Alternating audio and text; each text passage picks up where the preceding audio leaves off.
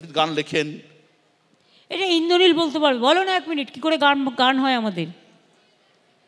আমাদের গান বানাতে 1 সেকেন্ড লাগে না, প্রচুর।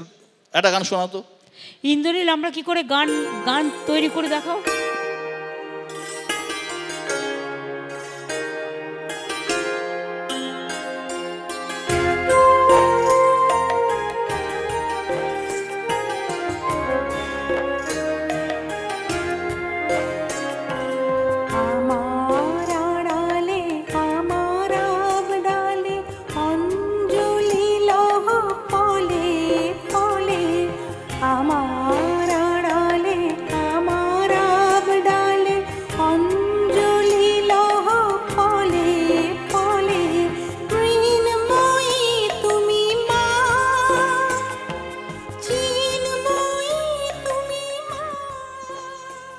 শোনাও।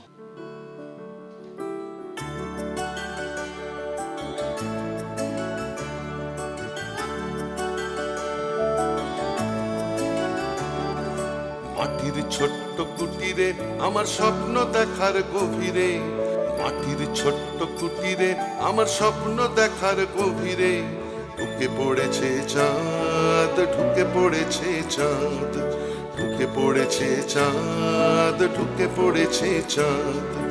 মাটির ছোট্ট কুটিরে আমার স্বপ্ন দেখার ভোরে, মাটির ছোট্ট কুটিরে আমার স্বপ্ন দেখার ভোরে, ঢুকে পড়েছে চাঁদ, ঢুকে পড়েছে চাঁদ, ঢুকে পড়েছে চাঁদ, ঢুকে পড়েছে। এবার চাঁদ তোমার পালা। এই এক একটা গানের পেছনে অনেক গল্প আছে, কারণ আমি অন্তত 2012 থেকে ওনার সাথে থাকার সুযোগ পেয়েছি, আছি এখনো পর্যন্ত। সব ব্যক্তিগত এমনি অ্যালবামের বাইরেও সরকারি প্রকল্পের যে কটা গান আমরা শুনতে পাই, কন্যাশ্রী, পথশ্রী, যা যা প্রকল্প রয়েছে, জল ধরো জল ভরো, সেভ ড্রাইভ সেভ লাইফ, এমনকি এই সরকারি প্রকল্পের গানও আমাকে প্রোগ্রামে গিয়ে গাইতে হয়। 200-র ওপর গান হয়ে গেছে, 200-র ওপর গান দিদি এই কয়েক বছরের হয়েছে, এবং তার বাইরেও অনেক স্টক রয়েছে। এবং আমি সবসময় টেনশনে থাকি দিদির, যেটা বললেন যে খালি এই হাঁটতে হাঁটতেই কাজ করতে হবে, হাঁটতে হাঁটতেই বাংলার স্বপ্নের ফেরিওয়ালার হিসেবে দিদি যে কাজ করেন। এবং হাঁটতে হাঁটতে আমার দেখা, আমার প্রায় 42 বছর হয়ে গেল এই গান বাজনার জগতে, কিন্তু আমার জীবনে প্রথম মোবাইল লিরিসিস্ট এবং মোবাইল কম্পোজার, হাঁটতে হাঁটতে গানের সুর আর হাঁটতে হাঁটতে গানের কথা, ওয়ান টাইম একবারই কথাটা বলবে। এবং দিদি প্রচন্ড গান ভালোবাসে, সেটা মারাত্মক। খালি ভালোবাসে না, আমি বলছি যে আমার পক্ষে খুব সুবিধা, আমি গান গাইতে গেলে কথা ভুলে যাই।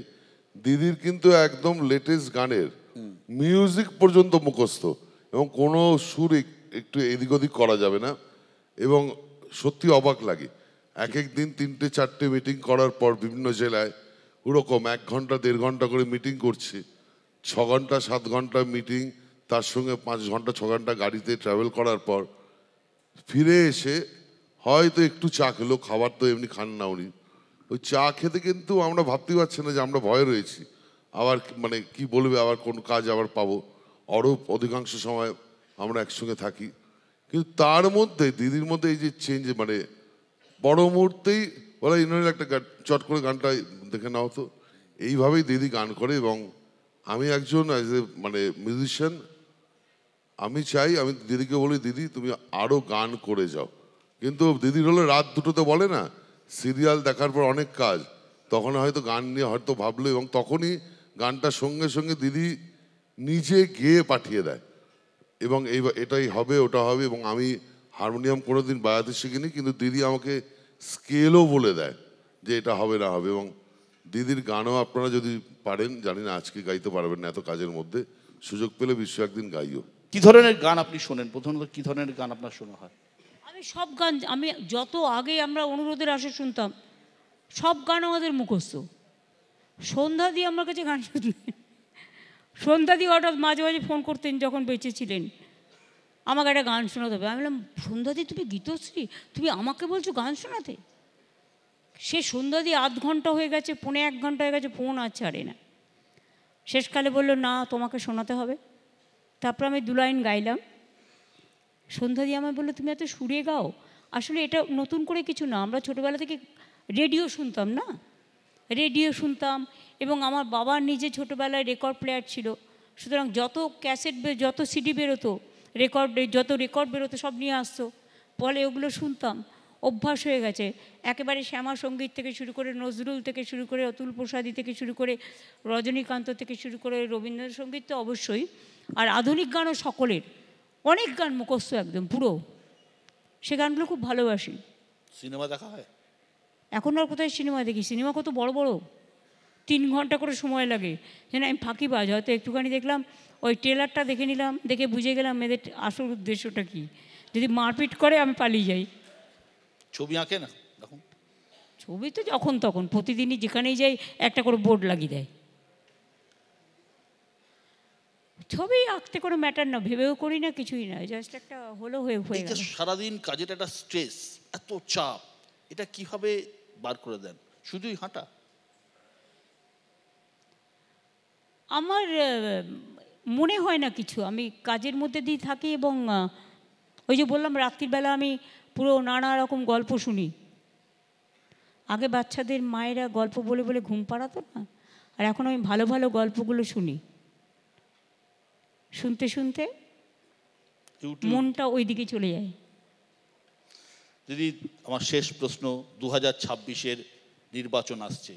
এই নির্বাচন, এই ভোটকে আপনি কতটা কঠিন বলে মনে করছেন? এই সহজটাকে আপনারা কঠিন বানিয়ে দেন, আর কঠিনটাকে আপনারা সহজ বানিয়ে দেন। 2016-তে আপনারা মন্ত্রিসভাও তৈরি করে দিয়েছিলেন। একটু মানুষের প্রতি ভরসা রাখুন না। আমি কি অ্যাস্ট্রোলজার নাকি? আমি পলিটিক্যাল অ্যাস্ট্রোলজার নই, মানুষ হচ্ছেন পলিটিক্যাল অ্যাস্ট্রোলজার। সুতরাং মানুষ যা ডিসিশন নেবে সেটাই আমার মাথা পেতে নেব।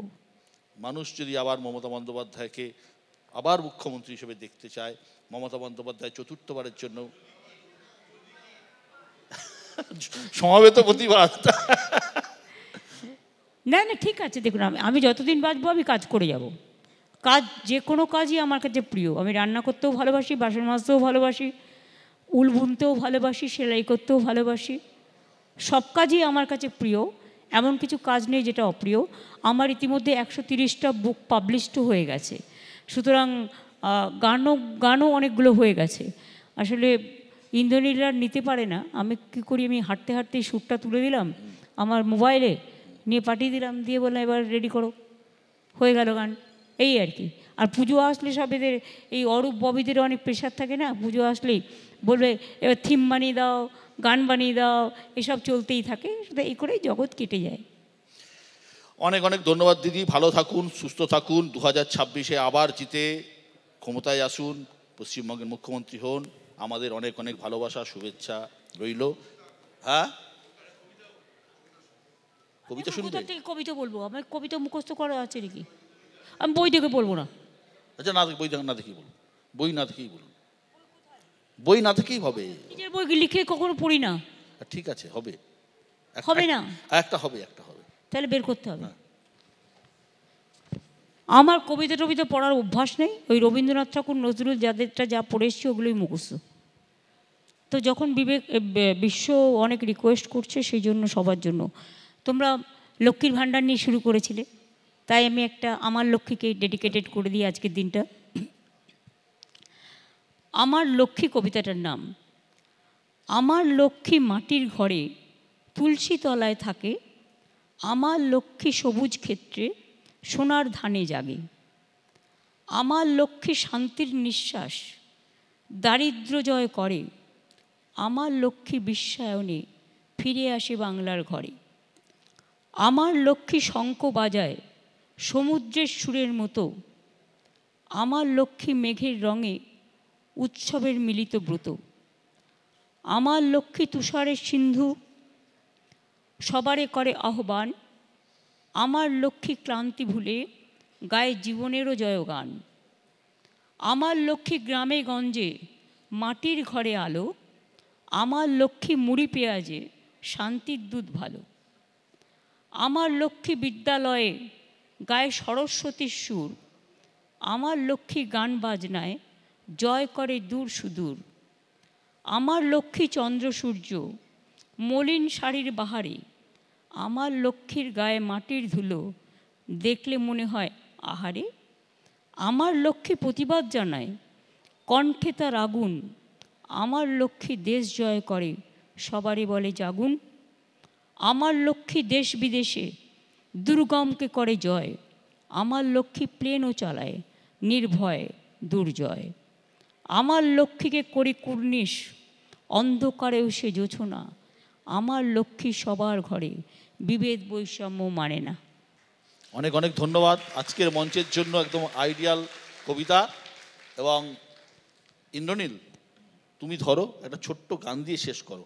প্রাণ ভরিয়ে তৃষা হরিয়ে মোরে আরো আরো আরো দাও প্রাণ, আরো প্রেমে আরো প্রেমে মোর আমি ডুবে যাক নেমে। আরো প্রেমে আরো প্রেমে মোর আমি ডুবে যাক নেমে। সুরে সুরে সুরে বাঁশি পরে তুমি আরো আরো আরো দাও প্রাণ, মোরে আরো আরো আরো দাও প্রাণ। প্রাণ ভরিয়ে তৃষা ভরিয়ে মোরে আরো আরো আরো দাও প্রাণ।